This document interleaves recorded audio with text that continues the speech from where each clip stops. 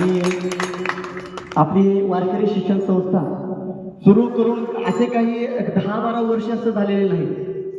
शालेय शिक्षणाबरोबरच कमीत कमी फक्त 7 ते 8 महिन्यामध्ये या नारदाच्या गाठीवर येऊन थांबणं आणि एवढी मोठी धाडस हिम्मत करणं हे खरंच कौतुकास्पद आहे. कारण इथं येऊन उभा टाकून बोलणं म्हणजे त्याला खूप जन्मोजन्मांचं पुण्य लागते बाळू. पण लक्षात ठेवा. आणि यासाठी एका लेकीसाठी बापाचं कर्तव्य काय असतं ते सांगतो तुम्हाला थोडक्यामध्ये. श्रावणीचं ऍडमिशन होऊन 1 वर्ष झालं जवळजवळ संस्थेमध्ये. आणि त्याचे वडील परमेश्वरजी शिंदे सर उचक्याहून या ठिकाणी पहाटे 5 वाजता तिथून निघून करेक्ट 5:30 वाजता संस्थेवर येणं जाणं करतात.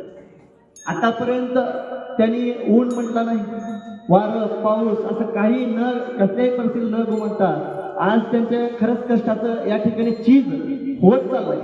कारण तिच्या आयुष्यातलं आधी पहिलं कीर्तन आहे, तिच्या जीवनामधलं पहिलं कीर्तन.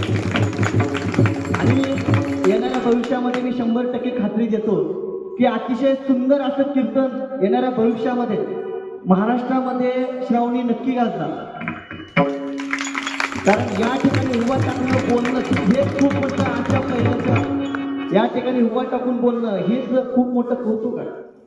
आज तिनं बोलताना थोडंसं चाचकलं असतं, इकडे तिकडे काही 2 शब्द केले असतील, परंतु आपण सर्वजण सुज्ञ आहात, जाणकार आहात. आपण जाणून घेऊ शकता की हे या ठिकाणी उभा टाकून बोलण्यासाठी खूप हिंमत लागते. आणि आपण सर्वजण आदरणीय श्री माळी सर त्यांचे खरं कौतुक करावं. त्यांनी आम्हाला या ठिकाणी कीर्तनाची सेवा करण्याची संधी उपलब्ध करून दिली.